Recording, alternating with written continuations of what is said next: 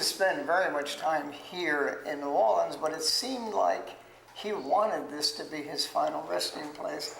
There's a tradition of a nun that he met on the train heading down to New Orleans for his final assignment, and she said to him, "How long will you be in New Orleans?" And he said, "I'll be here for 1 year, and then I will die of yellow fever." And that's exactly what happened to him. What I would like to add to that is that I think a lot of people have this inclination to think that being a saint, it's something you're born with. You're either born with it or you're not. And Seelos would certainly counter that belief.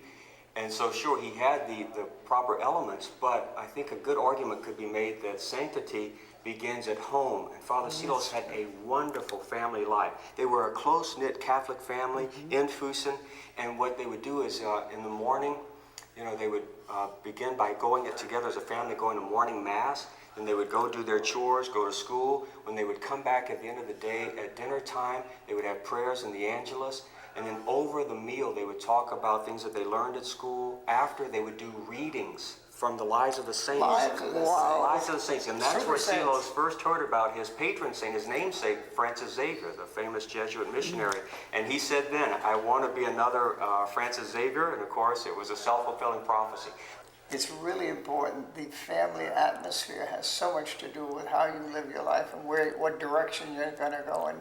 And this was the case with so many of the saints that we've written about, but especially with Blessed Francis Xavier Seelos. I'm so happy to be here because we are walking through the life of a symbol of obedience, of love. Now, it was not easy for him to leave his family. Father said they were close-knit. He loved his family. He loved his family. And it was like ripping a part of him, out of him. But he knew that this is what the Father was saying. And so he said yes. And apparently, he must have had a vision of Our Lady or some sort of an experience with Our Lady, after which he realized that his vocation was to be a missionary. I must be a missionary. He did. Now, the cost of being a missionary was leaving your family. And leaving his beloved Bavaria.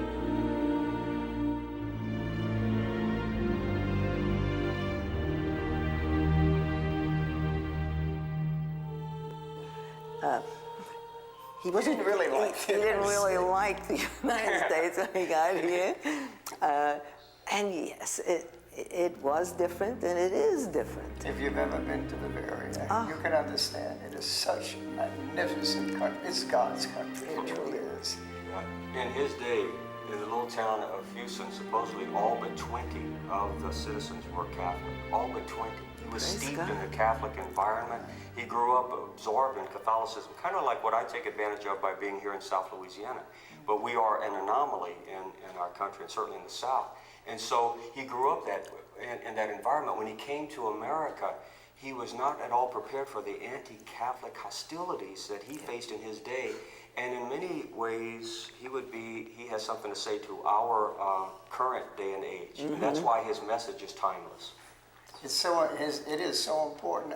Just one thing about his ministry here, he was unbelievable. I mean, it was a complete sacrifice. He just gave his life completely up to with love. Love. He and a bunch of missionaries would go through the states, southern and midwestern states, during the Civil War, giving missions.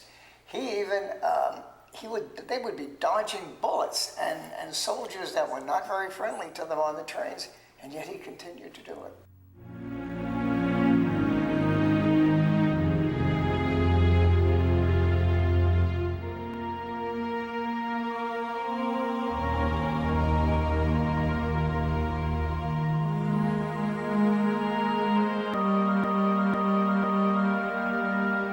And you know, we hear so much talk about social justice. So he was the epitome of true social justice through Christ. And Christ preached it. So here you're going to learn about true love and compassion and a man, yes, the making of a saint, which, as Father said, started in his mother's arms. We're going to the next step in Way of life, what is this? The way of Yes, life? sir, Seelos Walk of Life. Seelos Walk of Life. And we're going to talk a little bit more when we get down there. All right. Good to go. Well, what I would just like to mention is that this is the newest attraction at the National Shrine of Blessed Francis Seelos, and it's a room called the Seelos Walk of Life. And what our intent was, and we feel that it is being achieved, was that it wouldn't be another museum like we have behind the shrine.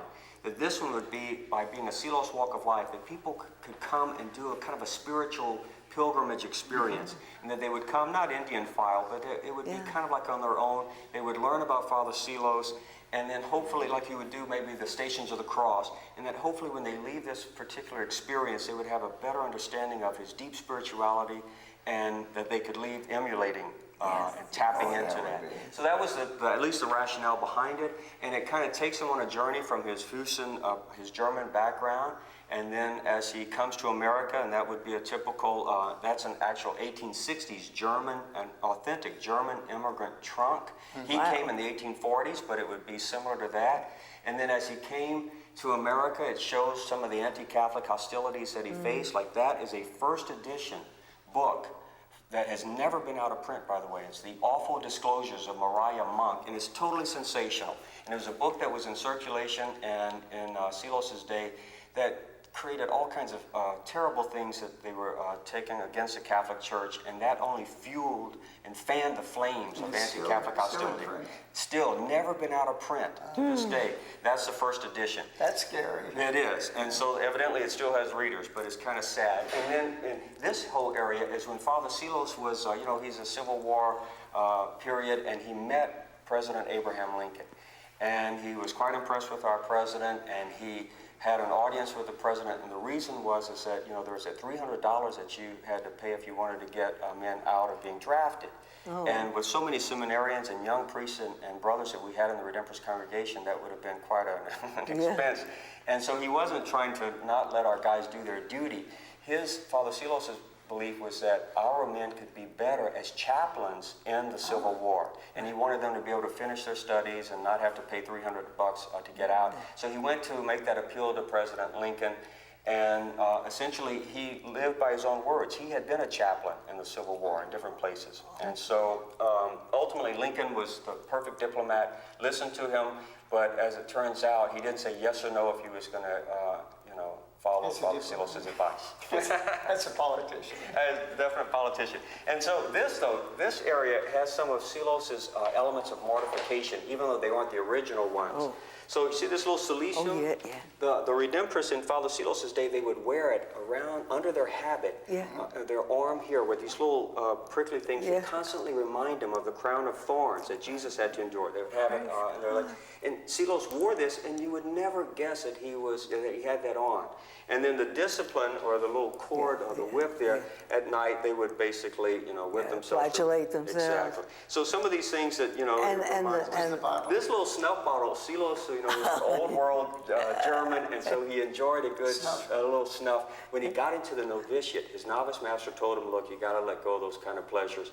No sooner said than done. He gave up snuff, and he was convinced. He wrote his family. He said, look, I gave up snuff, and I'm not going to have it ever again, and I'm convinced that there will be snuff in heaven.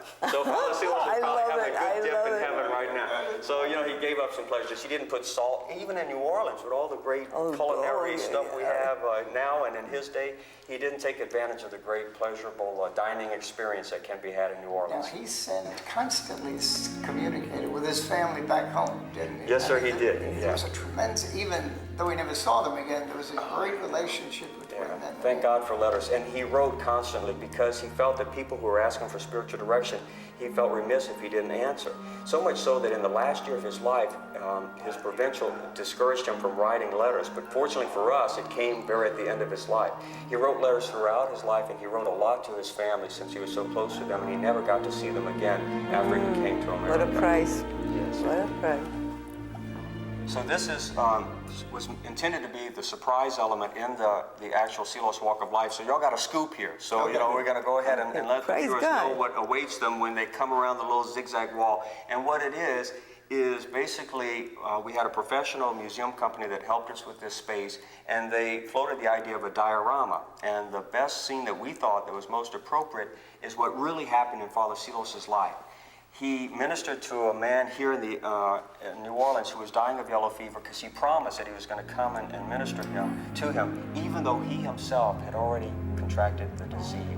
And what happened was, in September of 1867, he wasn't feeling well, and he was uncharacteristically quiet and looked a little yellowish and stuff at lunch, at table. And he asked his superior if he could fulfill that ministerial duty that he had said he was going to do, even though he wasn't up to par. He comes and he gives this guy a blessing, gives him the last sacrament, and then when he comes back to the rectory here in New Orleans, the last 3 weeks of his life, he never gets out of bed. And he suffers with the yellow fever violently, really badly, until he died himself serenely on October 4th, 1867. So this scene depicts Father Seelos in the Redemptorist habit. This guy's a little yellow, you know.